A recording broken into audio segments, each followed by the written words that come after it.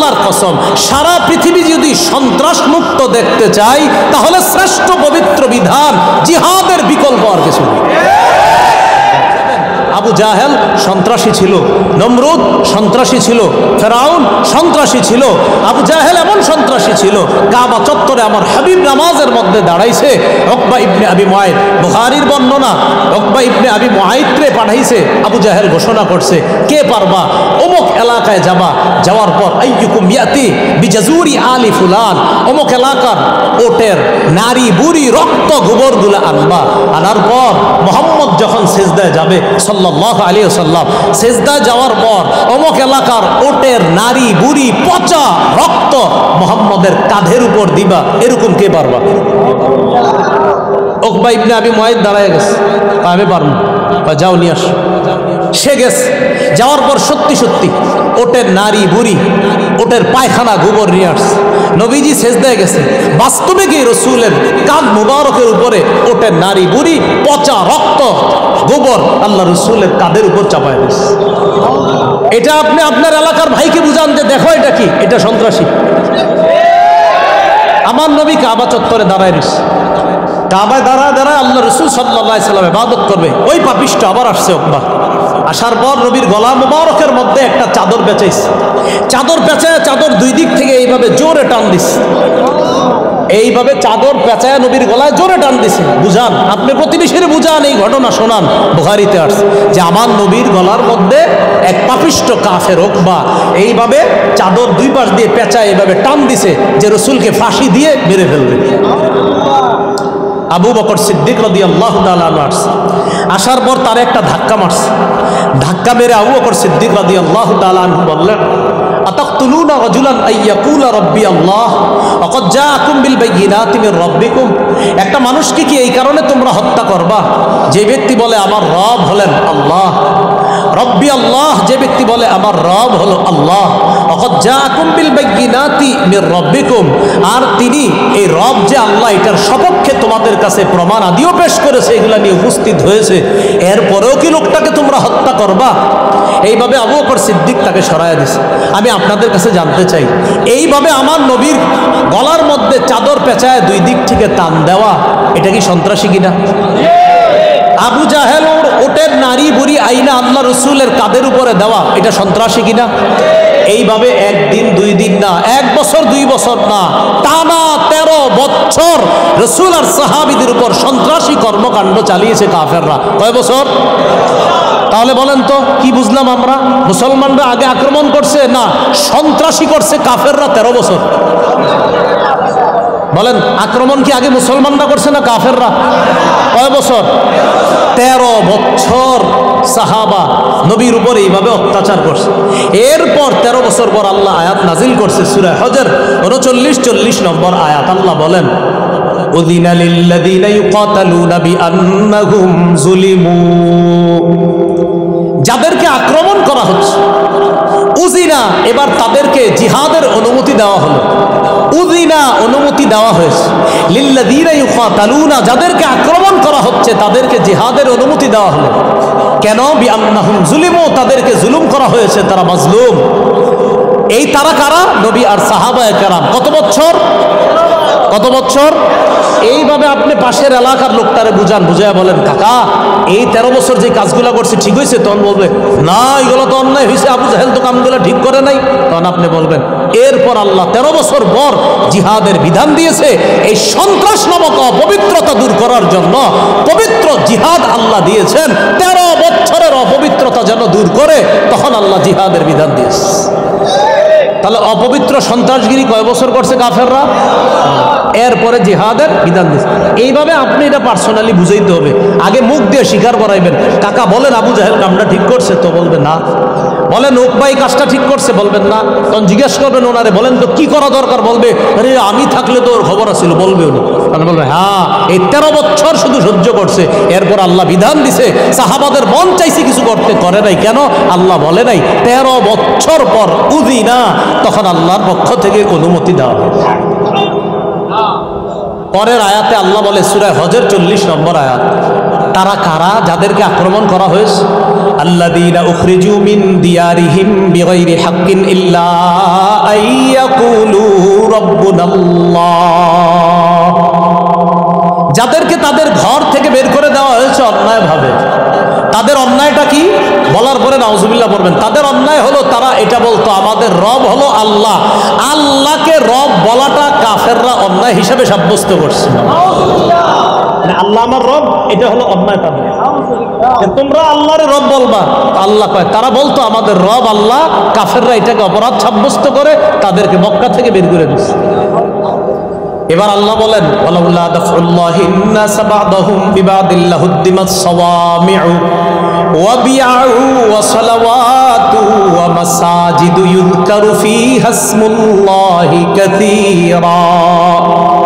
জিহাদের বিধান দেওয়ার মাধ্যমে আমি আল্লাহ যদি একজন মানুষের মাধ্যমে আরেকজন মানুষকে প্রতিহত না করতাম, মানে মুজাহিদদের মাধ্যমে যদি অপরাধীদেরকে আমি প্রতিহত না করতাম যুগে যুগে, লাহুদ্দিমাত সাওয়ামিউ, তাহলে খ্রিস্টানদের যে ইবাদতখানা আশ্রম ধ্বংস হয়ে যেত। অর্থাৎ খ্রিস্টানরা যেই যুগে দুনিয়াতে ছিল, যখন তাদের শরীয়ত দুনিয়ার মধ্যে ছিল, যখন তারা হক পথে চলতো, তখন ওই জামানায়ও ইবাদতখানা ধ্বংস করার জন্য লোক ছিল। আল্লাহ বলেন আমি যদি জিহাদের বিধান না দিতাম, একদল মানুষের মাধ্যমে আরেক দলকে যদি প্রতিহত না করতাম, খ্রিস্টানদের আশ্রমগুলা ধ্বংস করে দেওয়া হতো।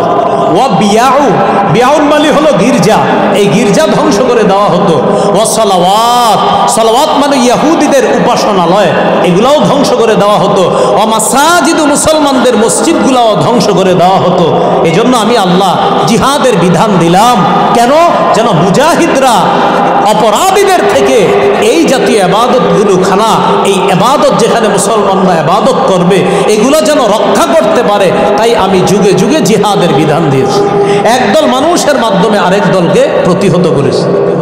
তো বলছিলাম আল্লাহ পাক রব্বুল আলামিন ওই যে পবিত্র কোরআনে বলে তুসিরুনা ইলাইহিম বিল মাওয়াদ্দাহ ওয়া আনা আ'লামু বিমা আখফাইতুম ওয়া মা আ'লানতুম ওয়া মান ইয়াফআলহু মিনকুম ফাকাদ দাল্লা সাওয়াআস সাবিল ইয়াফকাফুকুম ইয়াকুনু লাকুম আ'দা। কাফেররা যদি তোমাদেরকে বাগে পায়, সেবে পায়, ইয়াকুনু লাকুম আ'দা, তারা তোমাদের শত্রু হয়ে যাবে। ওয়ায়াবসুতু ইলাইকুম আইদিয়াহুম ওয়া আলসিনাতাহুম বিসসুই ওয়া ওয়াদ্দু লাউ তাকফুরুন, তারা তোমাদের বিরুদ্ধে তাদের হাত, তাদের মুখ তারা প্রসারিত করবে তোমাদেরকে কষ্ট দেওয়ার জন্য। লান তানফাকুম আরহামুকুম ওয়ালা আওলাদুকুম ইয়াউমাল কিয়ামাহ ইয়াফসিলু বাইনাকুম আল্লাহু বিমা তা'মালুনা বাসীর। তোমাদের আত্মীয় স্বজন, তোমাদের সন্তান তোমাদের কোনো কাজে আসবে না কিয়ামতের ময়দানে। সেদিন তোমাদের মাঝে আল্লাহ ফয়সালা করবে, বিচার করবে। তোমরা যা করো আল্লাহ সব দেখেন। তো আল্লাহ পাক রব্বুল আলামিন এই আয়াতগুলোর মধ্যে এটাও বলে দিয়েছেন আনতুমিনু বিল্লাহি রাব্বিকুম, তোমরা যে আল্লাহর প্রতি ঈমান আনো, তোমাদের রবের প্রতি যে তোমরা ঈমান আনো, এই আল্লাহর প্রতি ঈমান আর রবের প্রতি তোমরা যে ঈমান আনো, এই আল্লাহ আর রবের প্রতি ঈমান আনো, এই কারণে কাফেররা তোমাদেরকে বের করে দিয়েছিল কোত্থেকে? মক্কা থেকে। রাসূলকেও বের করেছে, তোমাদেরকেও বের করেছে। এই বিষয়ে আরেকটা ঘটনা শোনাইলাম যে মুসলমানদেরকে যখন বের করে দিয়েছে 13 বছর নির্যাতন করার পর, তখন আল্লাহ জিহাদের বিধান দিয়েছে। আরেকটা বিষয় এখান থেকে প্রমাণ করার চেষ্টা করেছি, মুসলমান তাদের অধিকার আদায়ের শ্রেষ্ঠ একটা পদ্ধতি যেটা সবার জানা দরকার ছিল, এই পদ্ধতিটা মুসলমান ভুলতে বসেছে। ওই পদ্ধতির নাম কি? অধিকার থেকে বঞ্চিত করছিল। 13 বছর নির্যাতন করছে, যাও ভাগো এখান থেকে, ঘর বাড়ি পাইবা না, কিচ্ছু পাইবা না, সব ছেড়ে গেছে। আল্লাহ কয় অধিকার বঞ্চিত করে ফেললো তাদেরকে, এবার কি করলেন? জিহাদের বিধান দিলেন। তাহলে মুসলমানদের অধিকার পাওয়ার অনেক উপায় আছে, এর মধ্যে শ্রেষ্ঠ উপায় এত বেটা ভালোভাবে আপনি বুঝতে হবে। এরপর আল্লাহ পাক রব্বুল আলামিন বলেন قد كانت لكم أسوة حسنة في إبراهيم والذين معه।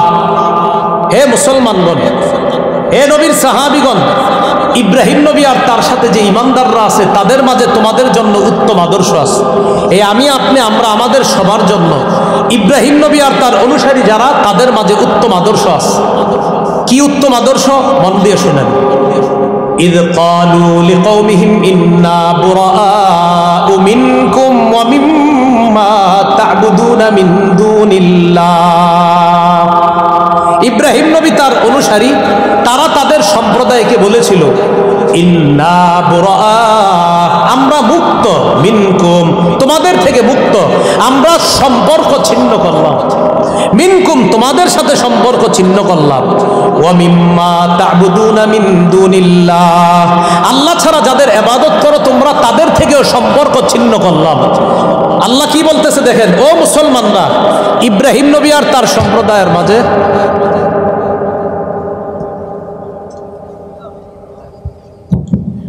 আল্লাহ পাক রব্বুল আলামিন বলেন, ও মুসলমানরা, ইব্রাহিম নবী আর তার সম্প্রদায়ের মাঝে, ইব্রাহিম নবী আর তার সাথে যারা ঈমানদার তাদের মাঝে তোমাদের জন্য আদর্শ আছে। কয় কিসের মাঝে?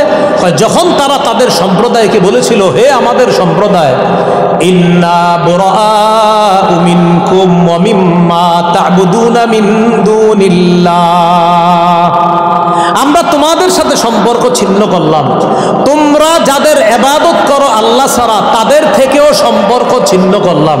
আচ্ছা, আবার বুঝেন তো কি বলছে আল্লাহ, তোমাদের জন্য আদর্শ আছে এই কথায়। কোন কথা? ইব্রাহিম নবী আর তার জাতি, ইব্রাহিম নবীর সাথে ঈমানদাররা তাদের সম্প্রদায়কে বলছে, হে আমাদের সম্প্রদায়, আমরা তোমাদের থেকে সম্পর্ক ছিন্ন করলাম, তোমরা আল্লাহ ছাড়া যাদের ইবাদত করো তাদের থেকেও সম্পর্ক ছিন্ন করলাম। আল্লাহ কয় এই কথায় তোমাদের জন্য আদর্শ আছে। কি আছে তোমাদের জন্য?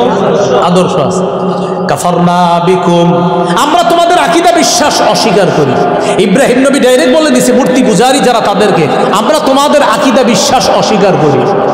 ওয়া বাদা বাইনানা ওয়া বাইনাকুমুল আদাওয়াতু ওয়াল বাগদাউ আবাদা, আমাদের মাঝে আর তোমাদের মাঝে শত্রুতা এবং বিদ্বেষ আবাদা, চিরকালের জন্য প্রকাশ হয়ে গেছে। কাফারনা বিকুম, আমরা তোমাদের আকীদা অবিশ্বাস করি।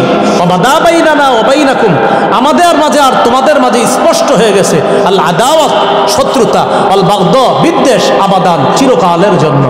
বেঈমানদেরকে মুসলমানরা এই কথা বলা, ও বেঈমানরা শোনো, তোমাদের সাথে কোনো সম্পর্ক নাই, তোমরা যাদের ইবাদত করো তাদের সাথে আমাদের কোনো সম্পর্ক নাই, তোমাদের আকীদা বিশ্বাস আমরা অস্বীকার করি, আমাদের মাঝে আর তোমাদের মাঝে শত্রুতাও স্পষ্ট, বিদ্বেষ স্পষ্ট, তোমাদের সাথে আমাদের সাথে শত্রুতা চলবে, বিদ্বেষ চলবে। কতদিন জানো? হাত্তা তুমিনু বিল্লাহি ওয়াহদা, যতদিন এক আল্লাহকে আল্লাহ বলে না মানবা, যতদিন এক আল্লাহকে আল্লাহ বলে না মানবা। এই কথায় অনেক শিক্ষা, তাওহীদের শিক্ষা, যে তাওহীদবাদীরা, ইমানদাররা, তাওহীদবাদীরা, ইমানদাররা, বিশ্বাসীরা অবিশ্বাসীদেরকে এই কথা বলা। ইব্রাহিম নবী যেমন বলেছিল, তোমাদের সাথে আমাদের কোনো সম্পর্ক নাই, তোমরা যাদের ইবাদত করো তাদের সাথে আমাদের কোনো সম্পর্ক নাই, তোমাদের সাথে আমাদের সাথে শত্রুতা, বিদ্বেষ চলবে আবাদা, চিরকালের জন্য। কতদিন? হাত্তা তুমিনু বিল্লাহি ওয়াহদা, যতদিন এক আল্লাহকে আল্লাহ বলে বিশ্বাস না করবে। কি ঠিক বুঝছে? ঠিক না, না বুঝছে? বুঝতে হবে যে আল্লাহ বলছে তোমাদের জন্য আদর্শ আছে। এই জায়গায় বললাম হ্যাঁ আদর্শ আছে, কিন্তু আদর্শটা আমরা গ্রহণ করলাম না, তাহলে কিন্তু হবে না। আমাদের ওসামা ভাই চলে আসছে, নারে তাকবীর। আল্লাহ ভাইয়ের হায়াতে বরকত দান করেন, সকলে বলে আমিন। আল্লাহ তাকে ভরপুর কবুল করেন, বলে আমিন। তো যাই হোক, ইল্লা কাওলা ইব্রাহিম লিআবিহি লাআস্তাগফিরান্না লাক ওয়া মা আমলিকু লাকা মিনাল্লাহি মিন শাই। ইব্রাহিম আলাইহিস সালাতু ওয়াস সালামের একটা কথা ছিল,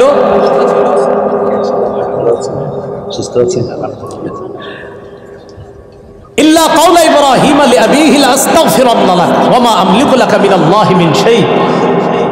ইব্রাহিম নবী তার বাবার ব্যাপারে বলেছিলেন, লাআস্তাগফিরান্না লাক, আব্বা আপনার জন্য আমি ইস্তেগফার পাঠ করব।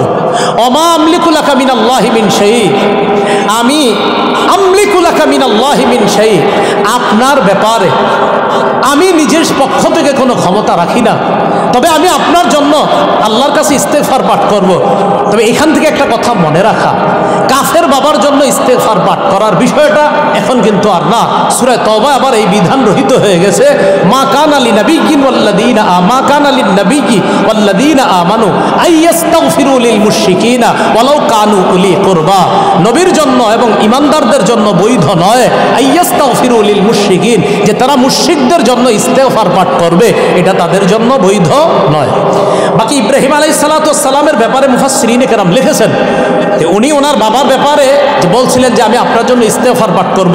পরে ইব্রাহিম নবী জীবদ্দশায় বুঝতে পেরেছিলেন না, আমার বাবার কপালে তওবা নাই, আমার বাবা আল্লাহর চিরশত্রু। তখন তিনি আবার তার বাবার জন্য তখনই আর ইস্তেগফার তিনি করতেন না। মুফাসসিরিনে কেরামের কেউ কেউ লিখেছেন তিনি তখনই এটা থেকে ফিরে এসেছেন। বাকি তিনি প্রথমে বলেছিলেন, আব্বা লা আস্তাগফিরুন্না লাকা, আমি আপনার জন্য ইস্তেগফার পাঠ করব, আমি আপনার জন্য ক্ষমা প্রার্থনা করব। তো মুফাসসিরিনে কেরামের কেউ কেউ লিখেছেন তিনি তার জীবদ্দশাতেই বুঝতে পেরেছিলেন আব্বা আল্লাহর চিরশত্রু, আব্বা আর ঈমান আনবে না, তার কপালে তওবা নাই, তখন তিনি এটা থেকে ফিরে এসেছেন। আর সূরা তাওবার মধ্যেও আছে যে নবীর জন্য ঈমানদারদের জন্য উচিত না, বৈধ নয় কোনো মুশরিকের জন্য ইস্তেগফার পাঠ করা। যাই হোক, এই সূরা এতটুকু যা শুনলাম আমরা সূরা মুমতাহিনা, খুব ভালো করে আমরা শুনি। কাফেরদের সাথে গোপনে বন্ধুত্ব রক্ষা করা যাবে, চিঠি লেখা যাবে চুপে চুপে, এটা আল্লাহ আমাদেরকে বলে দিলেন। আমার শত্রু আর তোমাদের শত্রু যারা, তাদেরকে এমন বন্ধু বানায় না যে বন্ধুত্বের খাতিরে তাদেরকে চিঠি পর্যন্ত তোমরা পাঠায় দাও। মনে রাখবা ইয়াত কফুকুম, মনে আসেনি আমগো কুমিল্লার ভাষায় অনুবাদটা, যদি সেবে পায়, আর অনুবাদ হলো যদি ভাগে পায়, আর আমাদের কুমিল্লায় বলি যদি সেবে পায়। এই কাফেররা তোমাদেরকে, যাদেরকে গোপনে বন্ধু ভাবতেছ, ইয়াত কফুকুম, যদি তোমাদেরকে বাগে পায়, হাতের নিচে যদি কোনোভাবে পায়, ইয়াকুনু লাকুম আদা, তাহলে তোমাদের শত্রু হয়ে যাবে। আর আমি বললাম পোল্টি মারতে সময় নেবে না। ওয়াবসুতু ইলাইকুম আইদিয়াহুম ওয়া আলসিনাতাহুম বিসসুই, তারা তোমাদের দিকে প্রসারিত করবে হাত আর তাদের জিহ্বা, এই দুই জিনিস প্রসারিত করবে তোমাদেরকে কষ্ট দেওয়ার জন্য। ওয়াওয়াদ্দু, কামনা করবে, লাউ তাকফুরুন, তোমরা সবাই যদি কাফের হয়ে যাইতা, এরকম কামনা তারা করবে। আল্লাহ আমাদের সকলকে। ও আরেকটা বিষয়ের মাঝখান থেকে বলেছিলাম, অপরাধ কি ছিল? নবীরে বের করে দেওয়া আর মুসলমানদেরকে বের করে দেওয়া অপরাধ ছিল কাফেরদের কাছে। কেন তারা ঈমান আনছে, এই ছিল অপরাধ। এটার বলতে গিয়ে বলেছিলাম মুসলমানদের অধপতনের অন্যতম একটা কারণ, মুসলমান তাদের অধিকার আদায়ের শ্রেষ্ঠ একটা পদ্ধতি আজ ভুলতে বসেছে প্রায়, সেটার নাম জানি কি? এই বিষয়গুলো আমরা শিখতে হবে, জানতে হবে। আর ওই যে চা দোকানের সামনে মুরব্বীরে বুঝাইতে হবে, আবু জাহেলের ঘটনাটা বলতে হবে, ওকবার ঘটনা বলতে হবে, বইলা বলতে হবে, কাকা ওকবা কাজটা ঠিক করছে, আবু জাহেল কাজটা ঠিক করছে, বলেন এই কাজটা অন্যায় হয়েছে না, এটা সন্ত্রাসগিরি হয়েছে না? চাচাই বলবে, আমি থাকলে তোর খবর আসিল, উনি বলবেন হ্যাঁ, এই যে আপনি বলতেছেন খবর আসিল। সাহাবীদেরও মন চাইতো জবাব দিত, কিন্তু জবাব দিত না, কারণ আল্লাহর পক্ষ থেকে তখন শুধু ধৈর্য আর সংযমের শিক্ষা একটুকুই দেওয়া হয়েছিল। 13 বছর শুধু সবর করেছে, ধৈর্য ধারণ করেছে। 13 বছর পর আল্লাহ বলেছেন উযিনা লিল্লাযীনা ইউকাতালুনা বিআন্নাহুম যুলিমু, যাদেরকে আক্রমণ করা হচ্ছে তারা মাজলুম, তাদের উপর জুলুম করা হয়েছে, তাদেরকে সম্পদ হারা করা হয়েছে, ঘর বাড়ি ছাড়া করা হয়েছে। এবার আর না, এবার জিহাদের মাধ্যমে অধিকার আদায় করতে হবে।